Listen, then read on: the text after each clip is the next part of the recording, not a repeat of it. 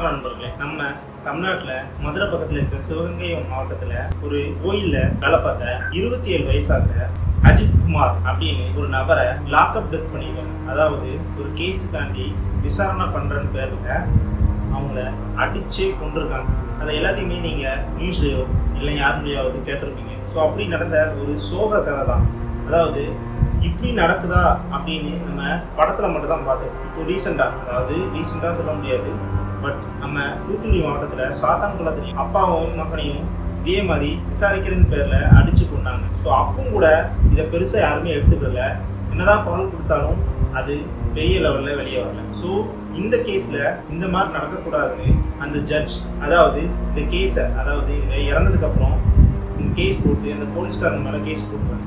So அதில் அந்த judge இந்த மாதிரி, அதாவது சாத்தான்குளத்தில் நடக்கும் போதே நாங்கள் லிபரலாக விட்டுட்டோம், பட் இந்த தடவை இந்த மாதிரி விட மாட்டோம். ஸோ இதை கண்டிப்பாக தீர விசாரித்து என்ன நடவடிக்கை எடுக்கணுமோ அந்த நடவடிக்கை எடுப்போம் அப்படின்னு சொல்லியிருக்காங்க. ஸோ அப்படி என்ன நடந்துச்சு அஜித்குமாருக்கு, எதனால் அஜித்குமாரை அடித்து லாக்அப் டெத் பண்ணாங்க அப்படின்னு பல இன்ஃபர்மேஷன் இந்த வீடியோவில் இருக்கும். ஆனால் என்னதான் இருந்தாலும் இந்த கேஸோட ஃபுல் டீட்டெயில்ஸ் கிடைக்கல. ஏன்னா இப்போ தான் ரீசெண்டாக நடந்ததுனால எல்லா டீட்டெயில்ஸுமே உண்மையும் பின்னையும் இருக்குது. ஏன்னா ஒவ்வொரு இடத்துல ஒரு மாதிரி சொல்கிறாங்க, நான் விசாரிச்ச வரைக்குமே வேறு மாதிரி சொல்கிறாங்க. ஸோ ரெண்டுத்தையும் கம்பைன் பண்ணி நான் நெட்டில் ரிசர்ச் பண்ண வச்சு ஒரு தியரி தான். அதாவது நடந்த விஷயத்தை நடந்த மாதிரி தெரியும், பட் நிறைய விஷயம் உங்களுக்கு மாற்றப்படலாம். ஸோ அதை பற்றி தான் நம்ம இன்னைக்கு வீடியோவில் பார்க்க போகிறோம். நான் தான் உங்கள் விஸ்வா.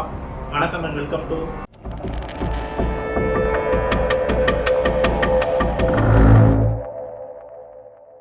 சுமார் 2-3 நாளைக்கு முன்னாடி மதுரையில் இருக்கிற சிவகங்கை மாவட்டத்தில் மடப்புறம் பத்திரகாளி அம்மன் கோயிலில் செக்யூரிட்டி வேலையை பார்த்துட்டு இருக்காங்க அஜித்குமார். அது பிரைவேட் செக்யூரிட்டி. ஸோ செக்யூரிட்டி வேலைன்னா அந்த கோயிலை நல்லா பார்த்துக்கிறது மட்டும்தான் அவங்க வேலை. ஆனால் அந்த கோயிலுக்கு ஒரு பணக்காரவங்க ஒரு காரில் இறங்கிட்டாங்க. ஸோ அவங்க ஹேண்டிகேப்பாக இருந்ததுனால இந்த காரை என்னால் பார்க் பண்ண முடியாது, நீ பார்க் பண்ணியது அப்படின்னு அந்த அஜித்குமார் கிட்ட கேட்குறாங்க. ஆனால் அந்த அஜித்குமாருக்கு இது அவரோட வேலையே இல்லைன்னு தெரியும். பட் இவங்க ஹேண்டிகேப்பாக இருக்கிறாங்களே, அதனால தான் இவர் ஒத்துக்கிறாரு, நான் பார்க்கிங் பண்ணுறேன் இந்த காரை அப்படின்னு சொல்கிறாங்க. ஆனால் அஜித்குமாருக்கு கார் ஓட்ட தெரியும். ஸோ அவங்களுக்கு தெரிஞ்ச ஃப்ரெண்ட்ஸை, அதாவது கார் ஓட்ட தெரிஞ்ச ஒரு ஃப்ரெண்டை கூப்பிட்டு காரை பார்க் பண்ணுறாங்க. பார்க் பண்ணிட்டு அந்த குடும்பம் உள்ளே போய் சாமி கும்பிட்டு வெளியே வந்ததுக்கப்புறம் அந்த காரை கேட்குறாங்க. ஸோ அதுக்கப்புறம் அதே நபருக்கு சொல்லி அந்த காரை கொண்டு அந்த லேடிக்கிட்டே கொடுத்துருக்காங்க. ஸோ இதுக்கப்புறம் அவங்க கிளம்பி போயிட்டே இருக்காங்க. போனவங்க நம்ம எங்கேயாவது சாப்பிடலாம் அப்படின்னு நினைக்கிறாங்க. ஸோ கழுத்தை பார்க்குறாங்க, கழுத்தில் நகை இல்லை. ஸோ நகையை எடுத்து போட சொல்கிறாங்க. ஸோ அங்கே பின் சீட்டில் தானே நம்ம நகையை வச்சுக்கணும். ஸோ நம்ம நகையை எடுத்து போகலான்னு தேடுறாங்களாம். ஆனால் அங்கே நகை இல்லை. ஸோ இதுக்கப்புறம் அவங்க அங்கே இருந்துகிட்டே போலீஸ்காரங்களுக்கு இன்ஃபர்மேஷன் கொடுக்குறாங்க, அவங்க இன்ஃப்ளூயன்ஸை யூஸ் பண்ணி. ஸோ அதுக்கப்புறம் போலீஸ்காரங்க இதை எஃப்ஐஆர் கூட போடல, பட் ஒரு சந்தேகத்தின் பேரில் நான் லாஸ்ட்டாக இவன் கிட்ட தான், அதாவது அந்த செக்யூரிட்டியான அஜித்குமார் கிட்ட தான் இந்த கார் கையில் இருந்தது. ஸோ இவன் எடுத்துருக்கலாமோ ஒரு சந்தேகத்தின் பேரில் அவனை விசாரிக்கிறதுக்காண்டி போலீஸ்காரங்க கிட்ட சொல்கிறாங்க. ஸோ போலீஸ்காரங்க நேராக அஜித்குமாரை ஒரு நைட்டு கூட விசாரிக்கிறாங்க. அதாவது அந்த செக்யூரிட்டி வேலை பார்த்துட்டு இருக்க டைம். அப்போது நான் எடுக்கலை, நான் அதை பார்க்க கூட செய்யலை, என்ன நகன்னு கூட தெரியாது அப்படின்னு அஜித்குமார் சொல்லியிருக்காங்க. சொன்னதுக்கப்புறம் அவங்க கொஞ்ச நேரம் விசாரிச்சுட்டு அதுக்கப்புறம் அவங்க அஜித்குமாரை போக சொல்லிட்டாங்க. ஸோ அஜித்குமார் வீட்டுக்கு போயிட்டான். இதுக்கப்புறம் என்ன நடந்துச்சுன்னு தெரியல, இது கிளியராகவும் இல்லை. மேபி இன்னும் கொஞ்ச நாள் கழிச்சு வரலாம். பட் இதுக்கப்புறம் போலீஸ்காரங்க நைட்டு போல ஒரு 7-8 பேர் சேர்ந்து அவங்க வீட்டுக்கு போயிருக்காங்க. அதாவது அஜித்குமார் வீட்டுக்கு. அஜித்குமார் யாருன்னு பார்த்தா, அஜித்குமார் ஒரு 27 வயசு ஆகிற பையன். அவனுக்கு ஒரு தம்பி இருந்திருக்காங்க, அது போக அவங்க அம்மா இருக்காங்க. அவங்க அம்மா மட்டும்தான் இருக்காங்க, அவங்க அப்பா கிடையாது. ஸோ வெறும் 3 பேர் தான் அந்த வீட்டில் இருந்திருக்காங்க.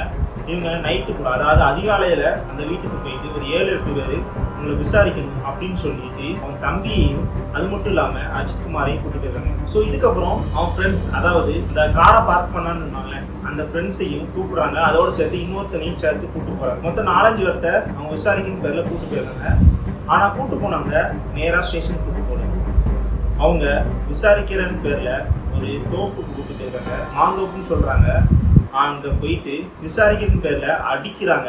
சும்மா அடிக்கலை, வாயில் மிளகாய் பொடி, கையில் இருந்த மண் முதற்கொண்டு எல்லாத்தையுமே வாயில் போட்டு அடித்து உண்மையை சொல்லு, அந்த நகையை எங்கே வச்சிருக்க, நீ தானே எடுத்த அப்படின்னு அவனை ஒத்துக்கிற வர வைக்கும் அவனை அடின்னு அடிச்சிருக்காங்க. கூட போன தம்பியும் அடிச்சிருக்காங்க. தம்பியை மட்டுமே கிட்டத்தட்ட 30 நிமிஷம் அடிச்சிருக்காங்க அப்படின்னு அவன் தம்பியே சொல்லியிருக்காங்க.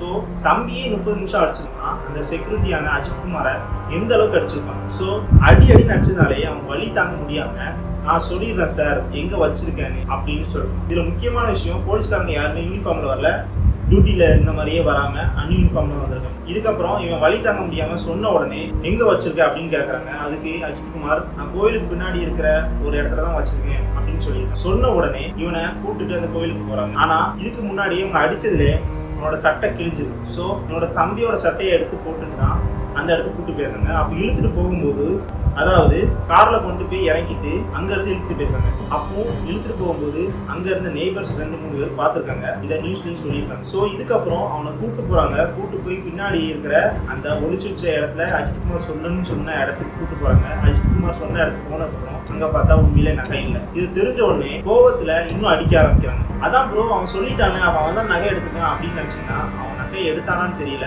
பட் அவன் தம்பிக்காரன் என்ன சொல்றாங்கன்னா, அதாவது தம்பியான குமார் என்ன சொல்றாங்கன்னா, அவன் உண்மையில எடுக்கல, அவன் வலி தாங்க முடியாம கொஞ்ச நேரம் நமக்கு ரெஸ்ட் கிடைக்கும் அப்படின்னு தப்பிக்கிறதுக்காண்டி, அந்த அடியிலிருந்து தப்பிக்கிறதுக்காண்டி மட்டும்தான் அவன் நான் அந்த நகையை எடுத்தேன், இங்கதான் வச்சிருக்கேன்னு சொல்லியிருக்கான் அப்படின்னு சொல்றாங்க. ஸோ அங்க நகை இல்லாத கோவத்துல அங்க இருக்கிற மப்டியில வந்த போலீஸ்காரங்க அவனை இன்னும் மேலேயும் அடிக்கிறாங்க.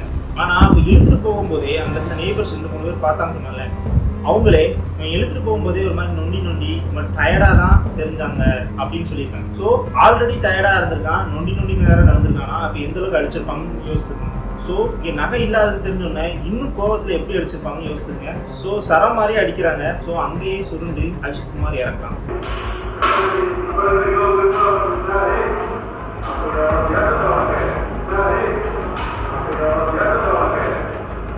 இதுக்கப்புறம் என் பையனை காணும், என் பையனை கூட்டு போனாங்களே என்ன ஆச்சுன்னு தெரியல கம்ப்ளைண்ட் கொடுக்குறக்காண்டி அங்கே இருக்கிற பொதுமக்களோட சேர்ந்து அங்கே போய் கேட்குறாங்க. அப்போ உன் பையன் வலிக்கு கீழே விழுந்து இறந்துட்டான் அப்படின்னு சொல்கிறாங்க.